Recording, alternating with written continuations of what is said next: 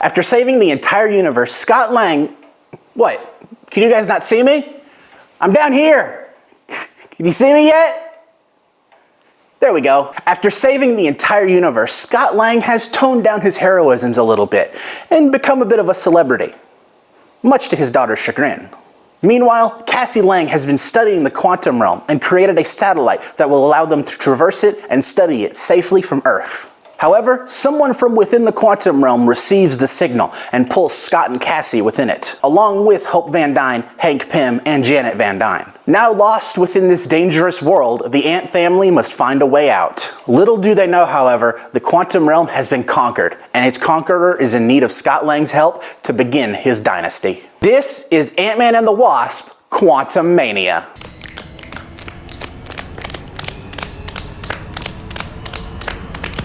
Ants! Ants! Ant-Man! Okay, I gotta be honest here. This little me bit is not gonna work for the whole review. I gotta fix this now. Ant-Man and the Wasp: Quantumania is the third film in the Ant-Man franchise and the 31st film in the MCU. And fun fact, Ant-Man is only the third superhero to get a full movie trilogy by the same director. Spider-Man has had that done twice, and Batman has had it once. Consistency like that is something I'm really fond of. The Ant-Man films, to me, have always been on the lower side of the MCU. Not because they're bad, but because they're a lot less impactful. They're both really fun, down-to-earth adventures, and I think I like the second one just a little bit more than the first, which surprisingly is a unpopular opinion, but I was always really interested to see where a third Ant-Man film could go. And oh man, this is everything I would have wanted.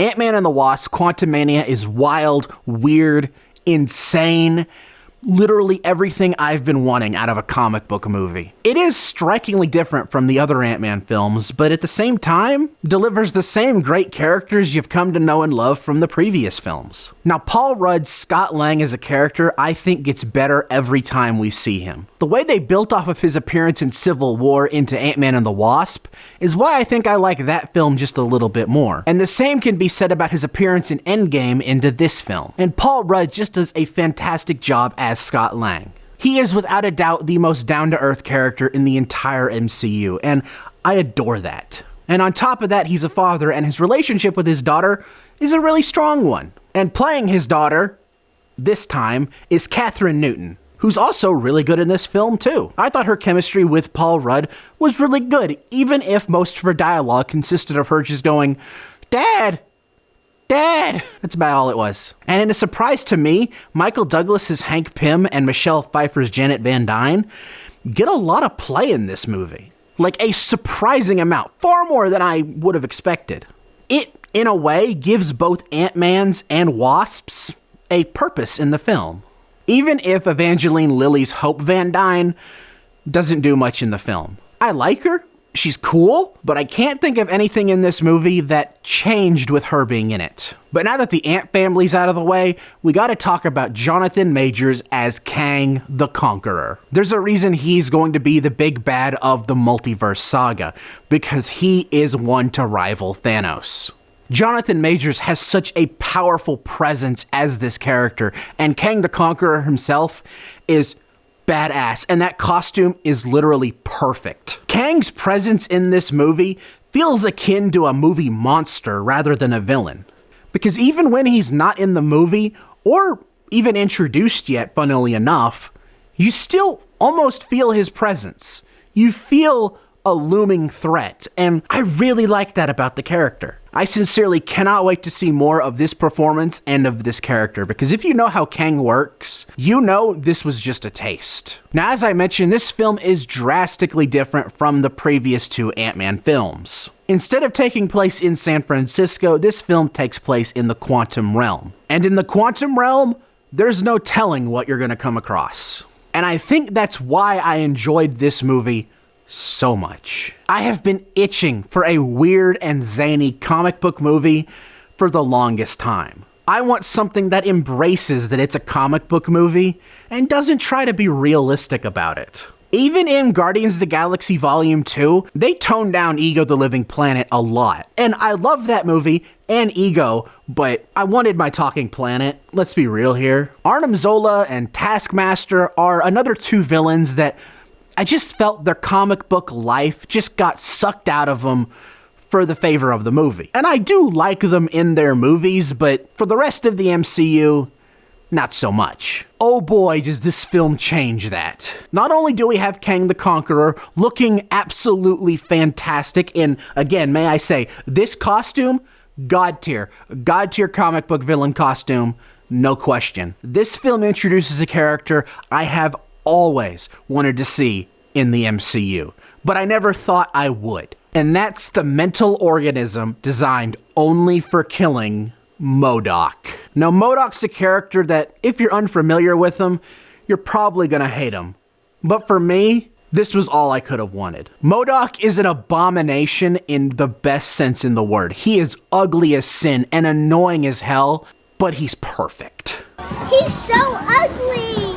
I love him! Now, he isn't one-to-one with the comics, so that may lose some people who are familiar with him, but for me, I was absolutely for it. Oh, did you expect me to make some kind of joke about how he looks like Mr. Electric from Shark Boy and Lava Girl, like literally everybody on Twitter has?